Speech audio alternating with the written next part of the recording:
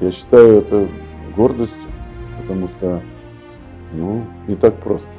Это целый жизненный путь пройден. На это потрачено 30 лет жизни. Когда ты вот эти трудности преодолеваешь, выступаешь на сцене, получаешь драйв, завоевываешь какие-то места, это дает еще большую мотивацию, стремлению познавать себя, понимать свой организм, как тело работает. Спорт, соревнования, они изменили полностью мою жизнь, начиная от уверенности в себе и заканчивая здоровьем и энергией на эту жизнь. А когда на сцену выходишь, тебе нужно открыться, раскрепоститься, а это умение. Но я думаю, что этому все равно учиться надо. Если бы не эти спортсмены, не эти люди, которые рядом с нами находятся и помогают нашей федерации, конечно, этой федерации могло бы и не быть.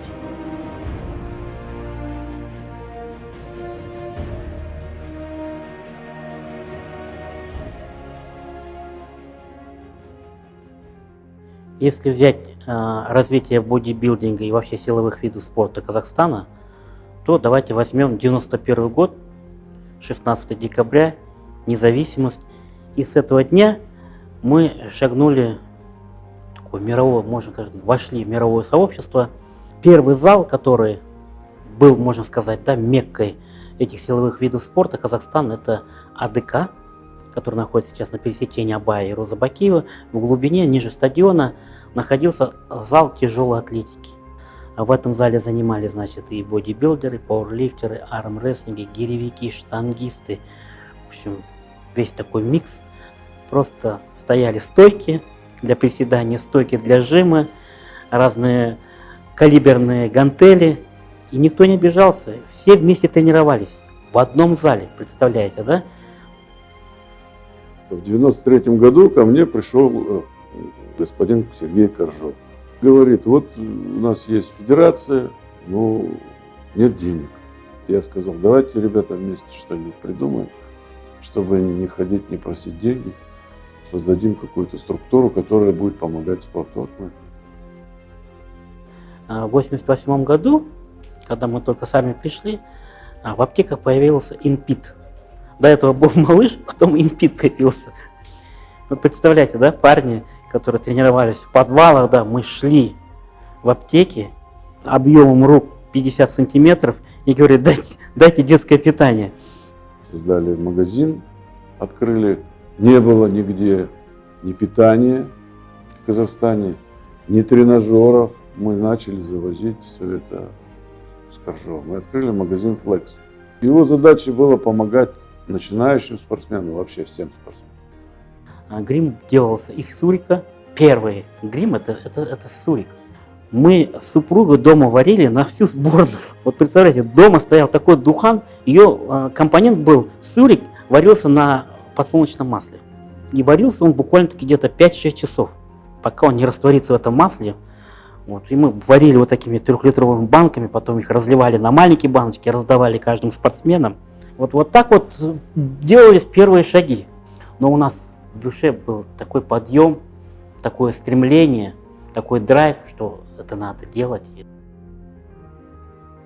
И спорт, соревнования, они изменили полностью мою жизнь, начиная от уверенности в себе и заканчивая здоровьем и энергией на эту жизнь. Я вообще благодарна соревнованиям, благодарна спорту, что я пришла и окунулась во все это, я заболела этим.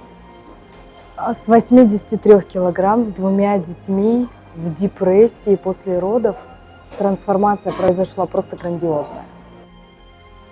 Первый раз с железом я познакомился, когда мне было 13 лет. Тогда брат меня повел в подвальную качалку, там все были такие огромные, здоровые, тягали тяжести. В одном из залов меня встретил один тренер, сказал, тебе стоит попробовать, у тебя хорошие генетические данные. Я решил подготовиться к первому чемпионату Казахстана по бодибилдингу.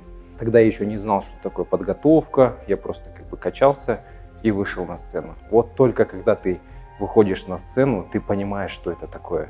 В тебе открывается какая-то новая мотивация заниматься. И с того момента у меня моя жизнь кардинально изменилась. В один момент прекрасно я просто осознал, что я хочу заниматься своим любимым делом. А это как раз и был бодибилдинг. В бодибилдинг я пришла осознанно, во-первых. Это было мое такое прям обдуманное решение.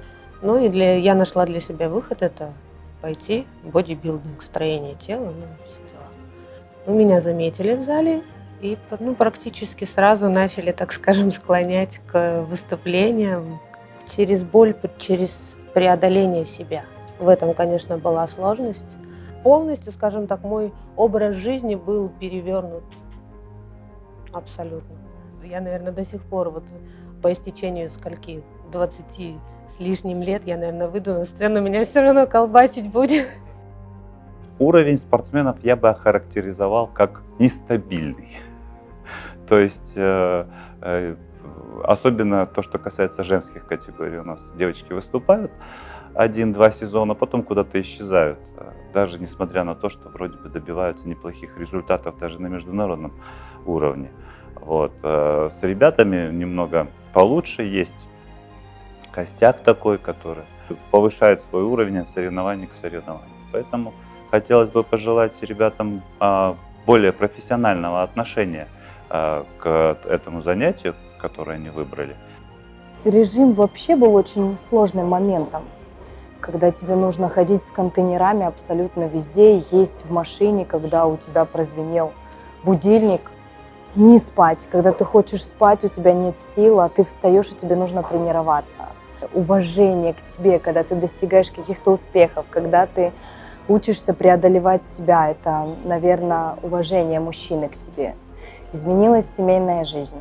Впервые вот за долгие годы, в 2018 году на чемпионате Азии, который прошел в Индии, Мумбаи, я занял первое место в истории Казахстана. Первые 2-3 года они самые сложные, потому что ты еще всего не знаешь, ты начинаешь сушиться, пробовать различные диеты, постоянно самоистязаешь себя, и организм, он не знает, как реагировать. И вот эти переломные моменты, иногда кажется, что хочется все бросить, да, и больше ничем не заниматься. Но когда ты вот эти трудности преодолеваешь, выступаешь на сцене, получаешь драйв, особенно когда завоевываешь какие-то места, это дает еще большую мотивацию. Над этим была проделана колоссальная работа. Это и занятия с хореографами, это и занятия преподавателями по танцам, это и самостоятельная работа ежедневная практически, и в зале, и дома. Ну, как бы над этим постоянно велась работа.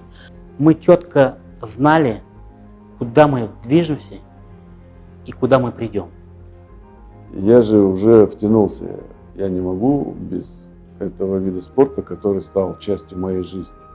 Если бы не эти спортсмены, не эти люди, которые рядом с нами находятся и помогают нашей федерации, конечно, этой федерации могло бы и не быть. Это целый жизненный путь пройден. На это потрачено там 30 лет жизни.